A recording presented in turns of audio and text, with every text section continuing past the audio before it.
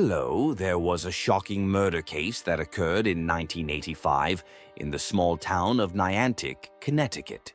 While the husband was on vacation, his 5-month pregnant wife was brutally murdered in their bedroom. The killer meticulously planned everything to mislead the investigation by the medical examiner and the police. After many years of investigation, the police were still unable to identify the killer. Although Dr. Henry Lee participated in the investigation, the case remained at a standstill. Just when it seemed the perpetrator would never be brought to light, a crucial clue emerged, saving the entire case. But the truth was chilling. So, what exactly happened then? Who laid hands on a pregnant woman? Next, let's rewind time back to 1985 to examine the details of the case. Niantic is a small town located at the southernmost tip of Connecticut, only about a 2.5-hour drive from New York City. According to the 2010 U.S. Census, its population was only around 3,114 people. The lifestyle here is very relaxed. Due to its proximity to the Atlantic Ocean, local residents often gather in groups of 3 to 5 people to go to the beach for weekend getaways. And today's story takes place here. The main character of the story is Ellen Sherman, a mother who was 5 months pregnant. She had short, smooth black hair and was very approachable, friendly, and sociable with everyone. Her husband was Edward Sherman, an intelligent man. He was a lecturer at a local community college and had a decent income. He was also a member of Mensa, the world's leading high IQ society. In addition, they ran an advertising photography business. They were considered a relatively wealthy family in the area.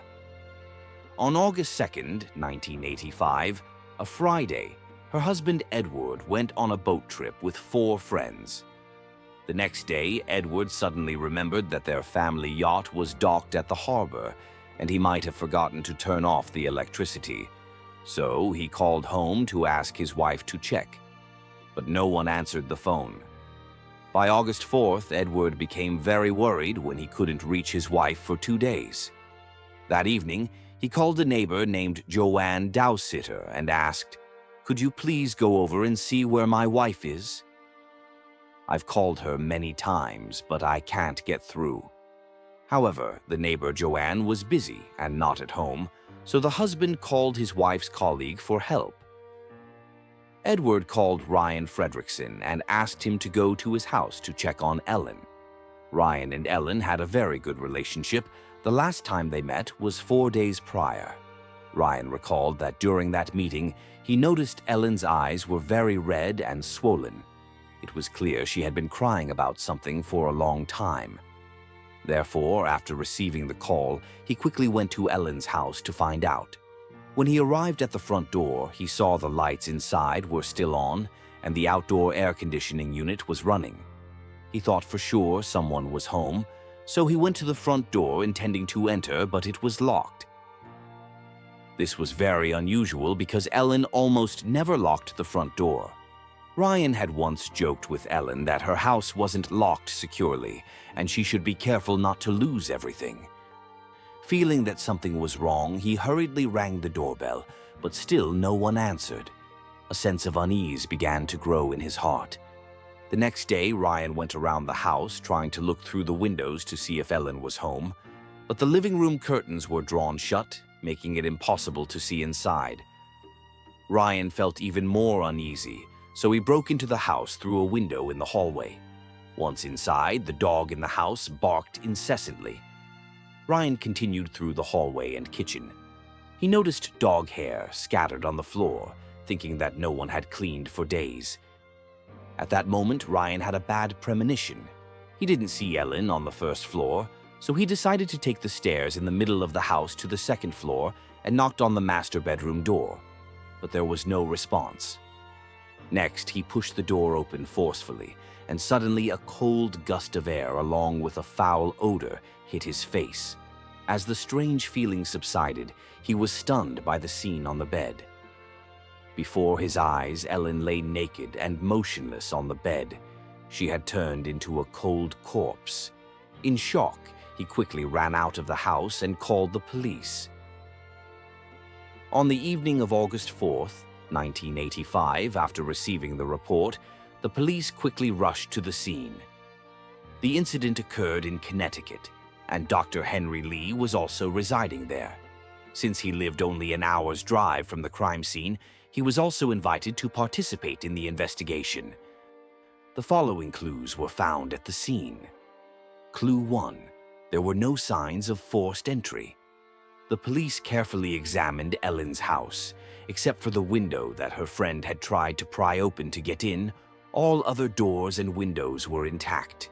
There were no traces of forced entry, suggesting that the perpetrator might have been an acquaintance.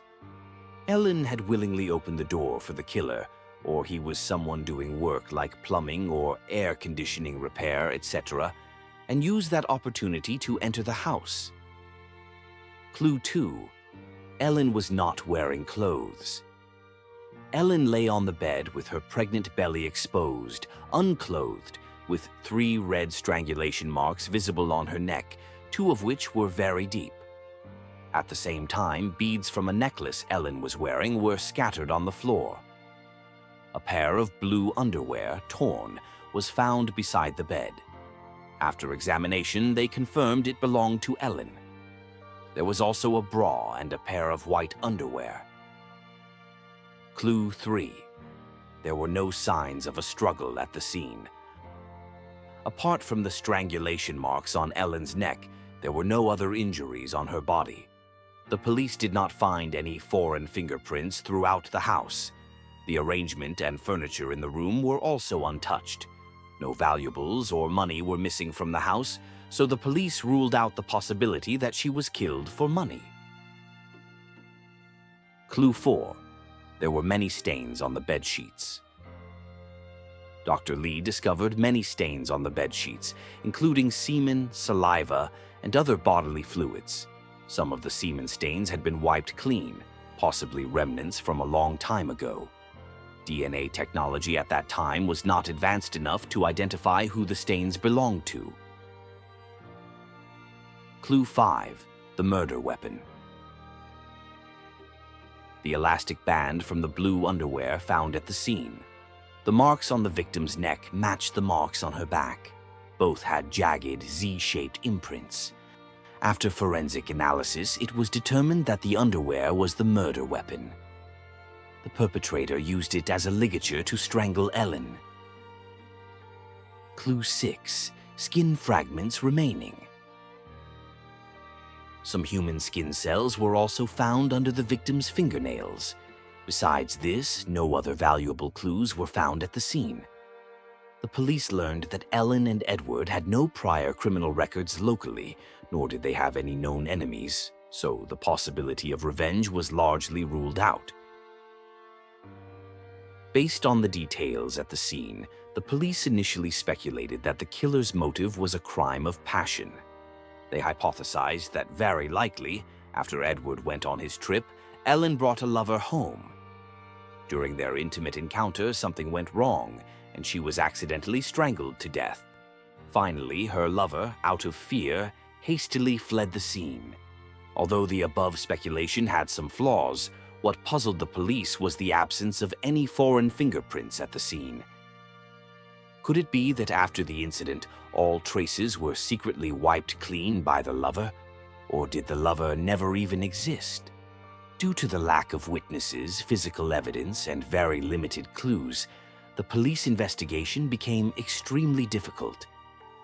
But according to professional experience, when faced with such a lack of leads, the police will start investigating from the people closest to the victim.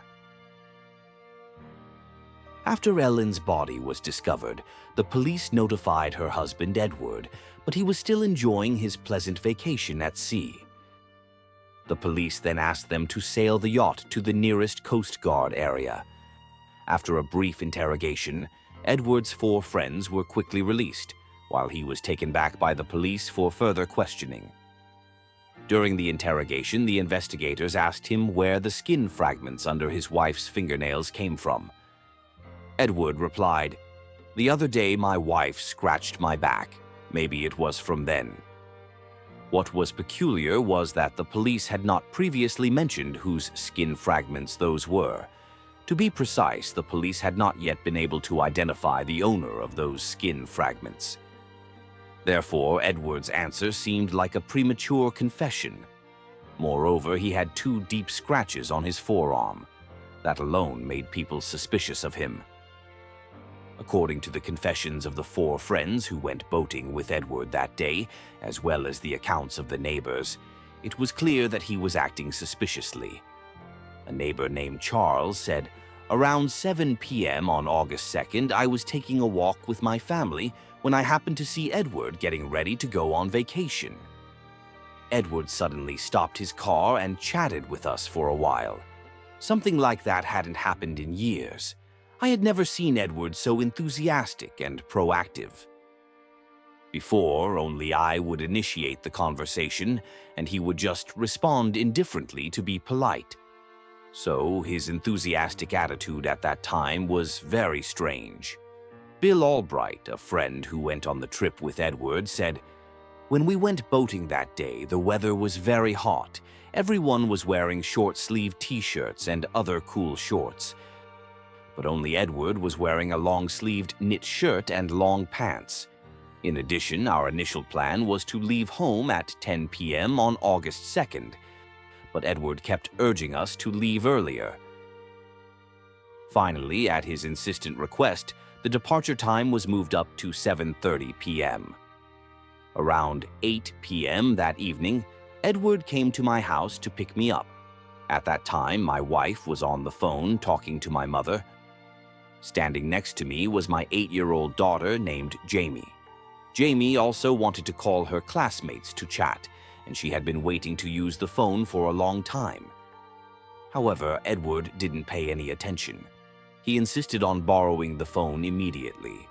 He said it was very important and he wanted to call his wife. At that time, I thought something serious had happened, but the content of his conversation was as follows. "Honey, if you need anything, please go over to the neighbor's house for help. I'm about to leave. Goodbye, sweetheart. I love you too." Even after Edward went boating, he often called home to his wife to express his affection. Hearing this, you might think Edward was a good person. At least, he cared about his wife. But was that really the case? Neighbors said that even though the victim Ellen was 5 months pregnant, the relationship between the 2 of them was very unstable. Edward was a very flirtatious and uninhibited person, even described by the phrase womanizer. He had many extramarital affairs and sometimes even brought his lovers home openly. What's more, he also had some strange habits, such as joining dating clubs, wife-swapping clubs, etc. Ellen knew about this, so arguments frequently occurred. But despite that, the issue was never resolved. Instead, Edward went even further. He also had a daughter with his old flame, Nancy Bradford. They had a long-standing, ambiguous affair. As the legal wife, Ellen naturally couldn't tolerate her husband's behavior. She had met with Nancy many times to negotiate, but all attempts were unsuccessful. So Ellen thought of having another child to try and keep her husband. Finally, she persuaded her husband and successfully became pregnant again. But Ellen was still too naive. How could a man with such a nature be tied down by a child? When Ellen became pregnant, Edward went even further than before. He felt burdened by having to spend time with both his old flame and his wife every day. As time passed, not only Ellen couldn't bear it, but even his old flame couldn't accept it. Ellen hoped Edward would calm down and return to her and their children to live a happy life. She would forgive everything and not dwell on the past. As for his lover Nancy, she even forced Edward to divorce his wife and marry her so they could raise their child together. If he refused, they would break off their relationship. However, the majority of the family's assets, including the house, the business, and 2 cars, were owned by Ellen. If he left her, Edward would almost certainly be left penniless. After weighing the pros and cons, the philandering Edward decided to return to his wife and agreed to break up with his lover. At the same time, he was willing to pay child support to his lover. At this point, Ellen was very happy. She thought she had finally won in this love triangle. However, her nightmare was not over yet. According to Ellen's neighbors, Edward often abused his wife. Just 2 months before the incident, on Father's Day, another fierce argument broke out between Ellen and Edward, making the house a scene of chaos. Ellen's face and body were covered in bruises from being beaten. In fact, Edward not only assaulted his wife but also his lover. One of his former lovers later testified to the police, "Whenever I had a disagreement with Edward, he would attack me." After the Father's Day fight, the relationship between Ellen and Edward completely broke down. A short time later, their relationship seemed to have calmed down a bit, but it didn't last long. Being pregnant and having many restrictions, Edward couldn't bear the loneliness and felt emotionally deprived, so he secretly went to his lover's house to spend the night. Ellen found out about it and was completely devastated. According to Ellen's best friend, she once revealed her true feelings. "I have completely lost patience with Edward. I want to divorce him. I will never give him the company, the house, or the children. I just want him to pack his things and leave." Before Edward went on his boat trip, their relationship seemed to have eased a bit, but perhaps this was just an illusion, based on the clues the police had. Although it was unclear why Edward exhibited a series of unusual behaviors, the marital discord between him and his wife could certainly be a motive for the crime. However, based on the autopsy report of the victim Ellen, the police ruled out suspicion towards Edward. Dr. Catherine Galvin, the former chief medical examiner of Connecticut, performed Ellen's autopsy. The autopsy results showed that her time of death was between the evening of August 2nd and 7 a.m. on August 4th. At that time, Edward was out with his 4 friends, and he had a perfect alibi. This conclusion confused the police handling the case and the prosecutors. Just like that, the lead on Edward was cut short. Nevertheless, the police did not slacken their investigation into the truth of the case. Later, due to the lack of significant clues and the investigation reaching a dead end, Edward eventually inherited the couple's joint assets, totaling $173,000. At the same time, he also received a $76,500 death benefit from his wife's life insurance policy. After negotiation, Edward offered $15,000 for living expenses and paid that amount to Ellen's elderly mother. In the face of his wife's tragic death, Edward didn't seem too saddened.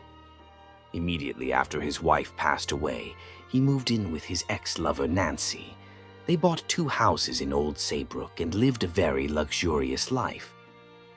While Edward was living a comfortable and affluent life, the police investigation continued relentlessly. The secret investigation lasted 2 years. During that time, dozens of witnesses were gathered, and finally, a witness provided a crucial clue. Anita Simon, the daughter of one of the 4 friends who went boating with Edward, testified to the police that, on August 2nd, 1985, Uncle Edward came to my store and chatted with me about old movies. Eventually, I recommended the new movie Dirty Dancing that was being released at that time. When I said I hadn't seen the movie yet, Uncle Edward told me the plot. It was roughly about a main character who murdered his wife and children one dark night.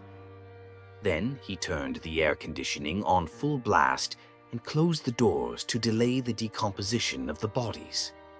When the police heard these words, they seemed to immediately realize that perhaps Edward had applied the same method to his wife after committing the crime.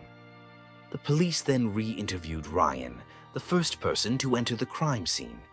He stated, "That day when I opened the bedroom door, a blast of cold air hit me directly in the face.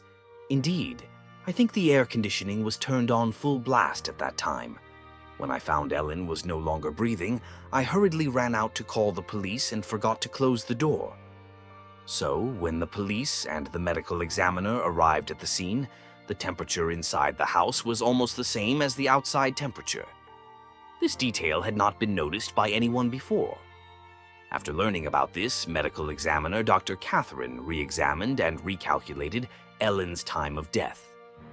Then the doctor combined the undigested pasta and the presence of partially digested scallops in Ellen's stomach, contents to conclude that no more than 5 hours had passed between Ellen's meal and her death. According to Ellen's colleagues, she had lunch with them around 11:30 a.m. on August 2nd. They ordered pasta with scallops. Finally, after several months of thorough research, Dr. Catherine revised Ellen's time of death to be between 7 a.m. on August 1st and 7 a.m. on August 3rd. This information was definitely a new breakthrough that helped the police solve the case.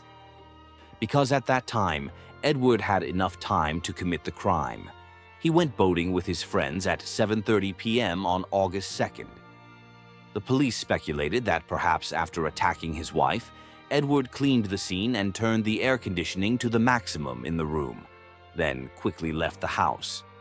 This also explained all of his subsequent unusual behaviors, such as proactively striking up conversations with neighbors, urging his companions to leave as early as possible, and constantly calling his wife while on vacation at sea. This was to create the illusion of his wife's existence and simultaneously establish a perfect alibi for himself. Edward had thought everything would go exactly according to his carefully calculated plan, but unexpectedly, a few casual words at a peculiar moment and a fleeting moment of an 8-year-old girl's curiosity brought everything to light. 5 years later, on March 20th, 1990, the police decided to arrest Edward based on the clues they had obtained. However, during the subsequent investigation, another clue emerged. A detail before Edward went on his trip. He had stopped by a friend's house and deliberately made a call home to his wife. At that time, he was eager to call his wife, disregarding the feelings of Bill's family who were waiting to use the phone beforehand. When he called, he only said a few ordinary things to his wife to show affection over the phone. Why was he in such a hurry to make that call? Logically speaking, if his wife was still alive at that time, then he would certainly be innocent, and the case would have to be investigated in a different direction. The result was another dead end. The above case caused a stir in local public opinion for many years. After Edward was arrested by the police, many media outlets reported on the incident, and the story suddenly became a household name in the news. And the emergence of the name Jamie O'Brien gave the case a sweet and sour twist. Jamie was the daughter of the friend named Bill, who was waiting to make a phone call that year. When Edward was anxiously wanting to call his wife, young Jamie, who had been waiting for a long time, was inexplicably cut in line by Edward. Jamie was only 8 years old at the time. She was so angry that she ran to the next room. Out of curiosity, she picked up the receiver and eavesdropped on what he intended to say on the phone. Let's see what she heard. She heard nothing at all. According to Jamie's testimony, the other end of the line had a beeping sound, indicating that the call was never connected. In other words, Edward was talking to himself. Therefore, it could be inferred that Edward's frequent calls home to his wife to show affection were also a pretense done in front of others. After the police learned this information, they felt a breakthrough. They finally understood how meticulously Edward had fabricated his alibi. And Edward, who boasted about his extremely high IQ, could not escape the punishment of the law. In June 1990, the court began the trial of Edward for the murder of his wife. All the evidence was circumstantial, so successfully convicting him was not an easy task. At that time, Dr. Lee's importance was brought to the forefront. Dr. Lee reconstructed all the details and images of the crime scene and connected all the circumstantial evidence to infer the entire process of Edward murdering his wife. First, he strangled Ellen with both hands while she was lying on the bed. During the struggle, Ellen scratched Edward's forearm with her fingernails. To create the illusion of a sexual assault, he tore his wife's underwear and wrapped the elastic band around her neck 3 times to create deep marks. Then he threw his wife's underwear beside the bed, turned on the air conditioning, adjusted the temperature to the lowest setting to delay the time of death, and create an alibi to escape as soon as possible. He kept urging his friends to leave as early as possible. Then he proactively chatted with neighbors at the door and pretended to have a phone conversation with his wife at his friend Bill's house. Finally, he pretended to be very worried about his wife while on vacation at sea. A few days later, he again pretended to call his friend to go to his house to check on his wife. The medical examiner spent 6 hours presenting all of the above to the judge and the jury. At the same time, the court also collected the testimony of dozens of witnesses, confirming the medical examiner's theory was correct.